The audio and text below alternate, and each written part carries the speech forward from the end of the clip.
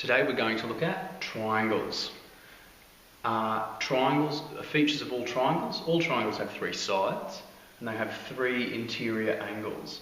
They also have 3 points where their edges meet, and those points are called vertices. A single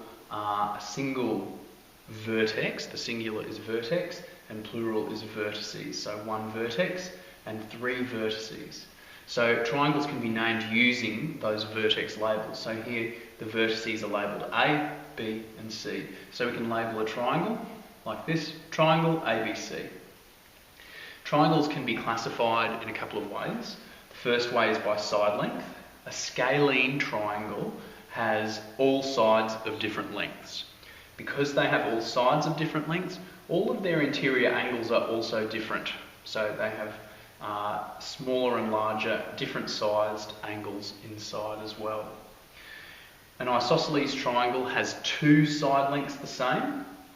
We can denote those that they're the same by using the same number of dashes for both of those lines. So both of these sides are the same length. Isosceles triangle also have these 2 base angles the same. So because these 2 sides are the same, these 2 base angles will be the same as well.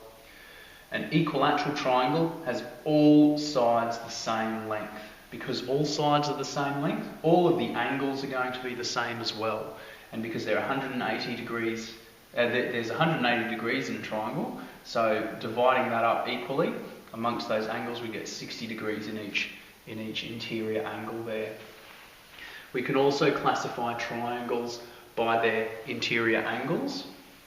So an acute triangle has all of its angles less than 90 degrees. So this angle, and this angle, they're all going to be less than 90 degrees. We can have a right triangle or a right-angled triangle. A right-angled triangle contains one right angle, one 90-degree angle here, and the other 2 angles must be acute.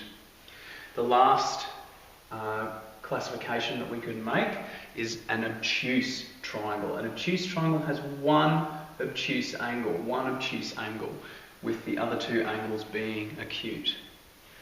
The sum of the interior angles of a triangle is 180 degrees. If we were to add up all of the angles in any triangle, they would all add up to 180 degrees. So in this triangle here, A plus B plus C is equal to 180.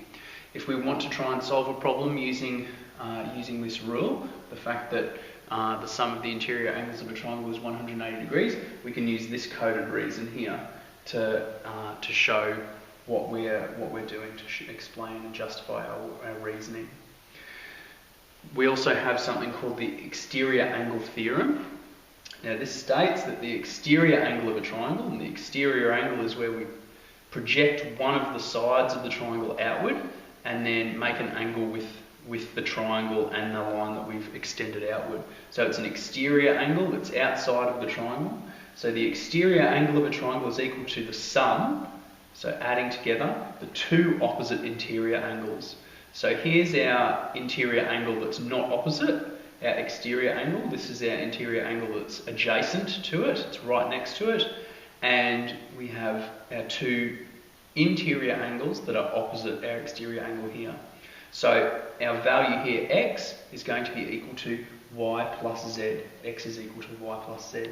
If we want to use the exterior angle theorem in solving a problem using triangles, then we can use this coded reason here. Looking at some examples now, we need to find the unknown angles in each of these different triangles here. So for our first triangle, it's an obtuse triangle. One angle is over 90 degrees here, it's 92 degrees. So we've got 38 degrees, 92 degrees are now unknown. We know that if we add these 3 angles up, they must be 180 degrees. So A plus 38 plus 92 must be 180. And we've shown our coded reason there that all of the angles in a triangle sum to 180. The 38 and the 92 add to 130, so A plus 130 equals 180.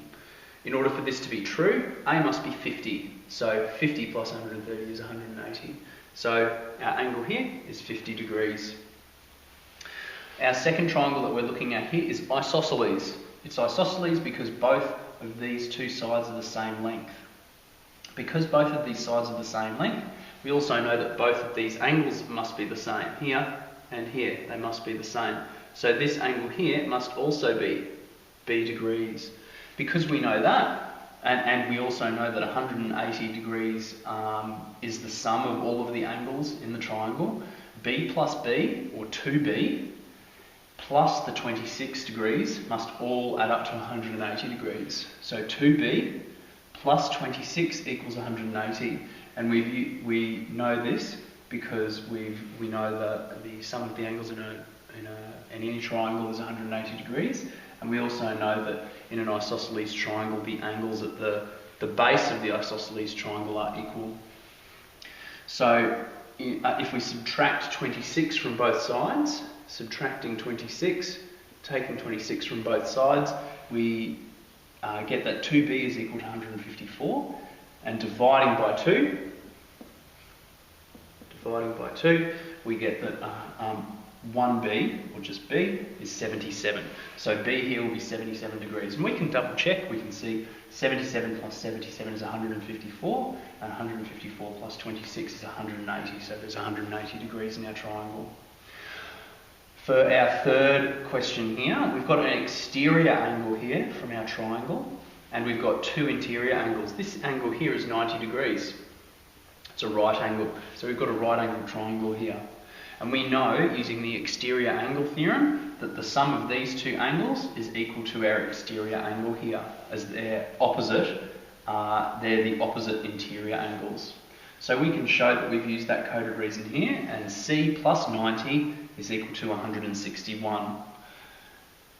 If we have a look here, the only way that this can be true is if C is 71. 71 plus 90 is 161. So that means that C is 71 degrees.